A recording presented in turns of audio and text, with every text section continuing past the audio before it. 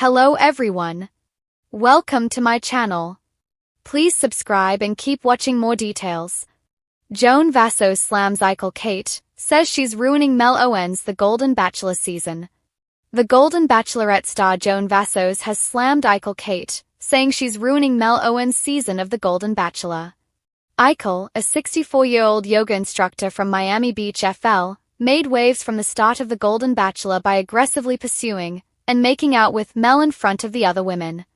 And on the latest Season 2 episode, Nicolle was shown telling Roxanne how their exposure on the show could advance their careers and propel them into fame. "I told myself from the beginning I'm not dating Mel, I'm dating America. I'm dating everybody watching and not watching. That gives you exposure like you've never had," Nicolle said on The Golden Bachelor's October 8th episode. "I'd love to be a spokeswoman for midlife beauty products or healthy products," she added, "so I would become more and more of an influencer." Joan complained to Ben Higgins on his The Ben and Ashley I Almost Famous podcast recently about how Nicolle didn't hold back, and her behavior was shocking. "I felt like she was really full of herself that morning," Joan said. "She got up with a new lease on life and she was just going to go put it all out there. She was like, I came here not just dating Mel, I'm dating America. And I was like, I'm not even sure what that means."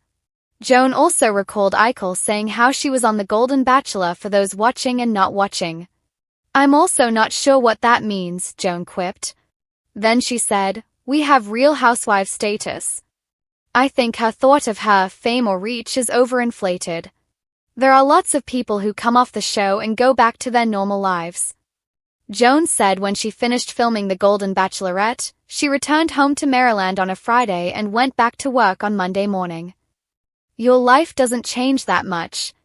You go back to your regular life, and I don't think she gets that, or I don't think that's what she wants. But I do feel like it was so blatant it did kind of ruin things." Joan went on to admit, "I think she sucks the air out of the room with her weird comments." Ben then asked Joan about a particular line from the show, and Joan immediately knew what he was referring to. "I still can't comprehend it, to be honest," Joan said. Nicolle said, "The last cast was not that good looking or something along those lines," Ben recalled.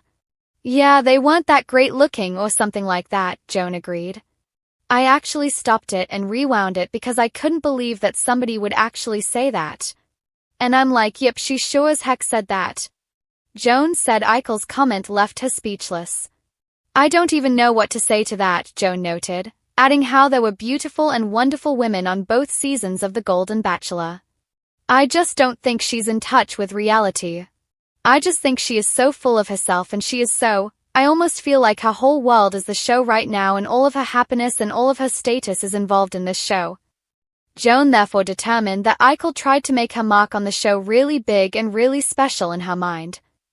"She's also very, very, very in tune with looks and the way people look," Joan said, adding how the women on Season 2 are not any more beautiful than the women on Jerry Turner's season. "Everybody is different. Everybody is beautiful in their own way and she just needs this to be bigger in that way also." Joan criticized Nicolle for being so out there with her statements. "Eventually she's going to say something to him that he may not like. I just can't imagine that she's going to hide it from him for much longer," Joan told Ben. She continued, "Is the Golden Bachelor trying to keep her around to create controversy? If he discovers she's lying about things, is he going to send her home and not give her a rose?" Joan said the lie about the lemon bars, when Nicolle took credit for a group of women's work in the kitchen, would have been a perfect time for Mel to have eliminated Nicolle. "Because we are all seeing from the outside that needs to happen," Joan said. Joan insisted it was all physical between Mel and Nicolle. When is he ever going to get in touch with reality and what she really is like? Because she's only showing good sides of herself. He's not seeing all of the stuff we're seeing, she concluded. "The roses have wilted and the backlash is blooming." In a scathing social media post that has Bachelor Nation abuzz, Joan Vassos didn't mince words when she took aim at Nicolle Kate, accusing her of injecting a toxic agenda into Mel Owens' season of The Golden Bachelor. According to Joan, Nicolle isn't there for love. She's there to hijack the narrative, chase clout, and siphon off the romance for a spotlight of her own. "She's turning this season into a vanity project," Joan reportedly declared. It was supposed to be about Mel getting a chance at real mature love. But Nicolle is weaponizing every moment to be seen. She's reframing the story around her brand, not his heart. Joan's critique centers on intent. She claims Nicolle's motives are less finding connection and more finding platform. Joan, who has stakes in how mature season storytelling is perceived, sees Nicolle as a threat, a disruptor who could tilt this season into something shallow, headline-chasing, and insincere. Reportedly, Joan went on, "When you bring in someone whose goal is clout first, love second, or not even truly second, you undercut the whole emotional journey. You cheapen the risk, the vulnerability. The viewers tune in for genuine heartbreaks, breakthroughs, not a glam reel masquerading as a journey." This sort of shade is echoed in the headlines about Joan's criticism that she's especially incensed by recent moments on the show, Nicolle's bold admission to other contestants that she joined partly to grow her status as an influencer, her public comments diminishing the aesthetics of the prior season's contestants, and the infamous lemon bars debacle, where a group's effort was passed off as her individual gesture. In Joan's telling, these are not isolated missteps, they're calculated moves. And when the lead, Mel, still gives Nicolle a rose, Joan sees it as validation of something gone off the rails. Clash of values, spectacle versus sincerity. What's really at stake, Joan seems to believe, is the tone of late-in-life romance storytelling. The golden franchise among older contestants carries a delicate promise, that love is not diminished by time, that dignity and authenticity matter. Contestants are not playing for youthful glamour, they are playing for connection, for genuine companionship in the later chapters of life. Joan sees Nicolle as jeopardizing that promise. "If we let this slide," she's implied, "we'll lose the emotional integrity of the whole franchise. People will start watching for drama or spectacle, not for the possibility of mature love. That's a slippery slope." She reportedly framed Nicolle as a kind of Trojan horse. On the surface, she's polished, warm, articulate, but beneath, she's steering scenes, whispering into the editing room, reminding producers and audiences of her brand potential. Joan's message: that's not the direction this season should go. Shade, history, and credibility. Joan didn't shy from emotional appeal. She invoked her own history in Bachelor Nation, a woman who left her own golden Bachelor season early due to family priorities, someone who has talked openly about finding authenticity in second chances. She's positioning herself as a guardian of the show's emotional soul. At times, her tone verges on betrayal. "I came into this wanting to believe in the gentleness of these stories," she said, implying she's grieving what could have been.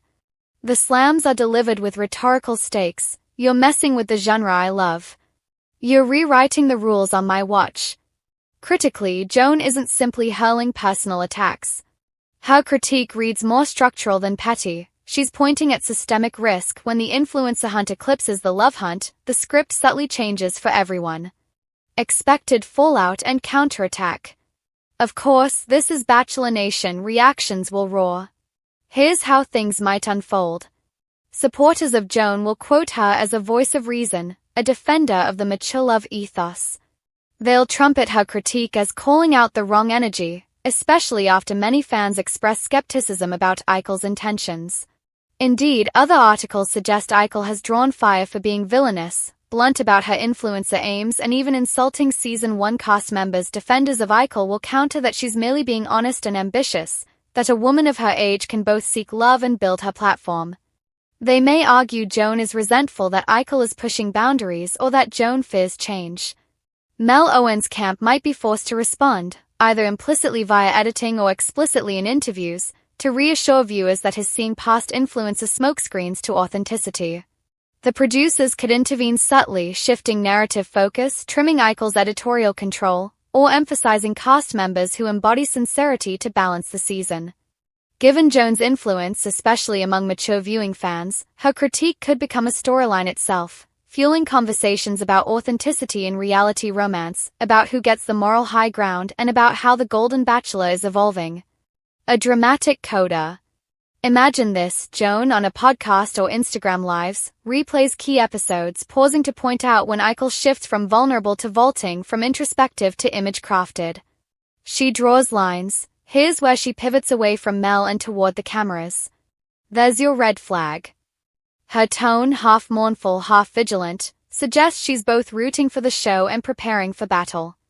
By dismantling Eichel's tactics publicly, Joan stakes claim to the narrative control. She's not merely a critic.